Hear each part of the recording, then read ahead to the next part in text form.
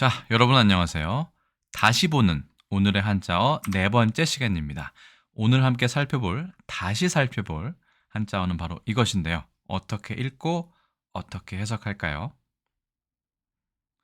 일단 이 글자는 좀 뒷글자가 복잡하게 생겼지만 그래도 읽으실 수 있을 겁니다. 바로 공수입니다. 공수? 어디서 많이 들어보셨을까요? 자, 이 오늘의 한자어 네 번째 공수는 제가 2018년 11월에 네 번째 한자어 콘텐츠로 제가 거의 채널을 운영하기 시작한 지 얼마 안 됐을 때 이 콘텐츠를 올렸던 기억이 납니다.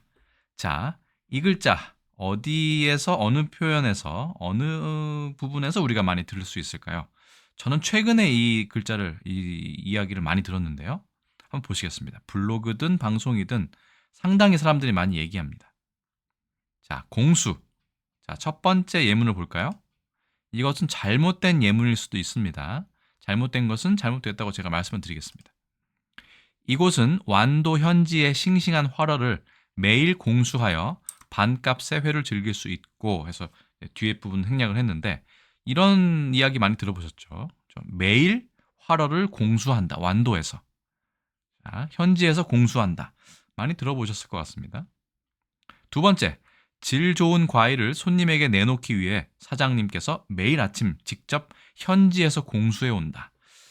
방송이나 연예계, 블로그 아니면 뭐 광고 이런 곳에서 많이 저는 이 말을 접했습니다. 여러분들 어떠십니까? 자, 공수 무슨 뜻일까요? 뭔가 신선하게 빨리빨리 가져온다는 얘기일까요? 자, 일단은 제 기준으로는 여기에 있는 이 예문들은 모두 다 틀린 예문이라고 할 수 있습니다. 왜냐하면 이 공수라는 것은 공중수송의 약자이기 때문입니다. 자, 일단은 공중수송, 항공수송이네요. 죄송합니다. 항공수송의 약자입니다. 그러니까 비행기로 옮기는 것이 아니면 공수라고 할 수 없습니다. 자, 글자를 하나씩 보겠습니다. 첫 번째 거는 빌공자이고 8획에 구멍혈자가 붓으로 되어 있네요. 구멍혈자 여기 있습니다. 둘, 셋, 넷, 다섯, 여섯, 일곱, 여덟 해서 빌공자 쓰시면 되고요. 이거는 구멍으로 엿보는 것이다. 구멍이다. 뭐 이렇게 되어 있고요. 구멍혈자의 뜻을 따르고 안에 있는 장인 공자는 음이다 라고 되어 있습니다. 형성자로 보면 뭐 그렇게 되겠죠. 그렇게 되고요. 자, 두 번째 글자는 준 3급의 보낼 숫자입니다. 총 16획이고 술의 차자가 혹은 술의 거자가 붓으로 되어 있죠. 한번 써보겠습니다. 하나, 둘, 셋, 넷, 다섯, 여섯, 일곱, 여덟, 아홉, 열, 열하나, 열둘, 열셋, 열넷, 열다섯, 열여섯 이렇게 되는데 여기 있는 이 부분 이거 유자라고 하는데요. 대답할 유, 뭐 나라 이름 수라고 하는데 이것은 요즘은 보통 중국에서 사람 인자에다가 달 월에다가 아예 칼도로 이렇게 쓰기도 합니다. 이게 훨씬 더 쓰기가 편하기 때문이죠. 하지만 원 글자는 이거에 가깝다라고 보시면 됩니다. 자, 보내다, 운반하다 뭐 이런 뜻입니다. 운반할 수라고도 하는데요. 자, 이것은 맡겨서 운반하는 것이다. 그 다음에 술의 차자의 뜻을 따르고 아래쪽에 있는 건 대답할 유자라는 배정 한자에는 포함되지 않는 글자입니다. 대답할 유자에 음을 따른다, 소리를 따른다라고 되어 있습니다. 그러니까 유나, 수나 혹은 얘가 나라 이름 수도 되거든요. 그러니까 음을 따왔으니까 공도 그렇고 수도 그렇고 이것은 형성자라고 할 수 있다라고 하면 가장 깔끔하게 되겠죠. 하지만 이 장인 공자는 너무나 해석이 많기 때문에 일단은 넘어가도록 하고요. 여기 있는 이 글자를 그냥 보내기엔 좀 아쉽습니다. 이 글자 같은 경우는 배 중에 그 나무 중에 이렇게 아내가 파이게 만든 이런 혼자 타는 작은 조각배 같은 거 있죠. 이런 배를 보통 뜻합니다. 앞 전자라고 할 때도 이게 사실은 이렇게 해가지고 물에 배를 띄워서 보내고 이런 거거든요. 물건을 주고받고. 어쨌든 그렇기 때문에 이것은 배라고 치면요. 그리고 실제로 훨씬 더 여기 있는 이 부분이 물이라고 얘기했고요. 그다음에 이 부분은 배라고 얘기했습니다. 이렇게 생긴 배 있죠? 배가 물에서 이렇게 다니는 모습이니까 이것은 땅 위로 가는 수레, 이것은 물에서 운반하는 배이기 때문에 육지든 해상은 아니죠. 수상이든 운반하다라고 보면 조금 더 글자가 재밌어 보이실 수 있습니다. 어쨌든 공수라고 하면 어떤 뜻인지 다시 한번 확실하게 국어사전에서 말씀드려보겠습니다. 표준 국어 대사전에 이렇게 되어 있습니다. 명사, 교통용어로 항공수송을 줄여 이르는 말, 이게 끝입니다. 우리나라 국어사전에는 항공수송, 그래서 공, 수 이렇게 얘기를 한다는 얘기죠. 자, 예문도 이렇게 되어 있습니다. 많지 않습니다.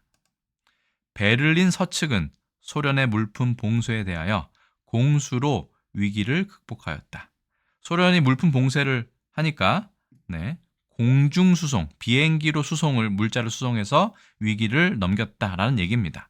항공수송의 약자이니까요. 그러면 공수부대라는 말도 생각나실 겁니다. 공수부대, 군사용어 좀 기네요. 공수 착륙이나 공중 투하로서 전투 지역 또는 적 후방에 투입하여 작전을 수행하게 할 목적으로 편성한 부대다.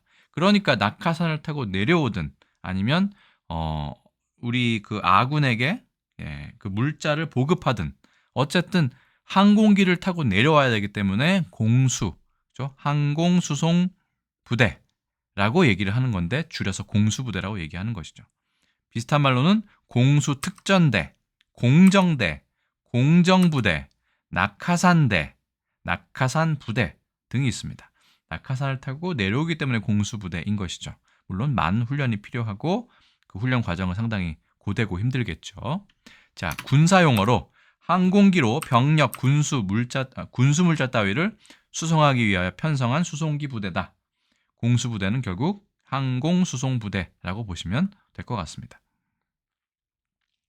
그렇기 때문에 앞서 얘기한 신선한 재료를 현지에서 공수한다. 예를 들어서 네덜란드에서 공수를 한다던가 아니면 일본에서 재료를 갖고 온다던가 이런 것이 아니라면 우리나라 국내에서 항공기로 재료를 수송하는 게 얼마나 될지 모르겠습니다. 특히 화로회 같은 경우에는요. 그러니까 항공기를 이용해서 수송하는 게 아니라면 현지 공수라는 말은 가급적 쓰지 말아야겠죠. 이미 정착이 됐다면 어쩔 수 없지만 앞으로 기회가 있다면 공수라는 표현은 조금 더 사용에 신중해야 할 것입니다. 자, 신문을 보겠습니다.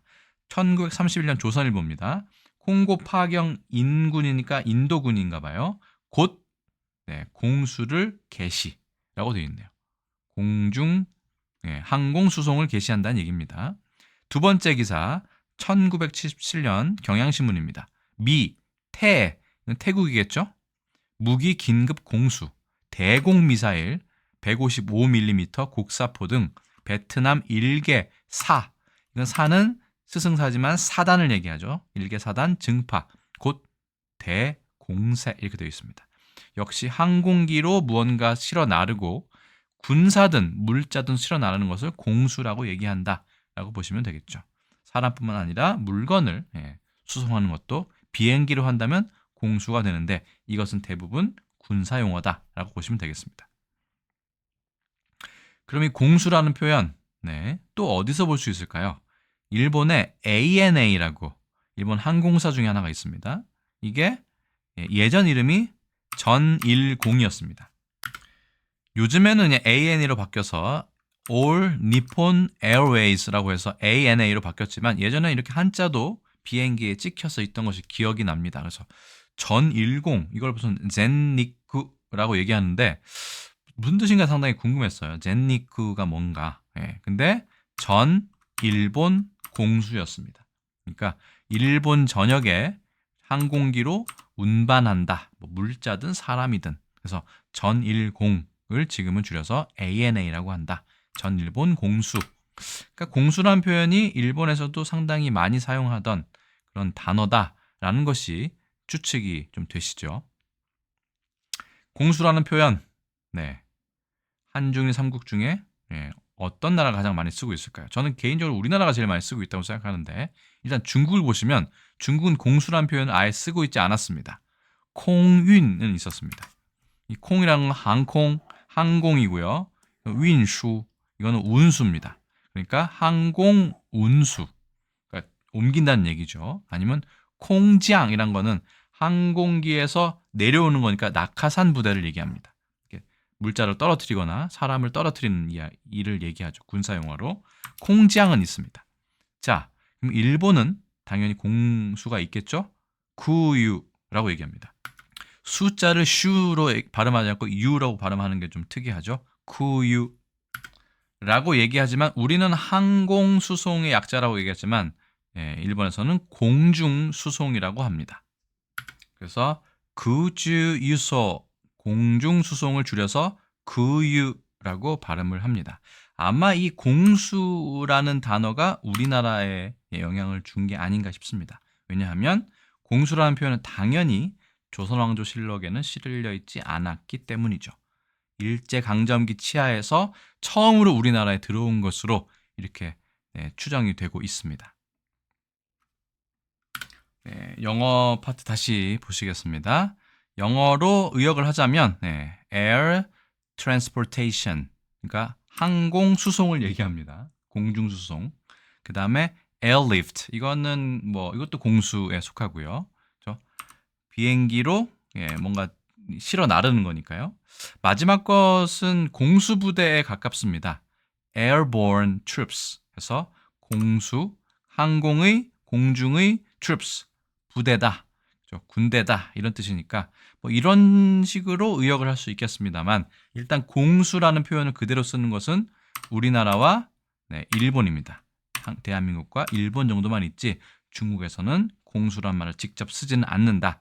공우는 쓰고 있습니다.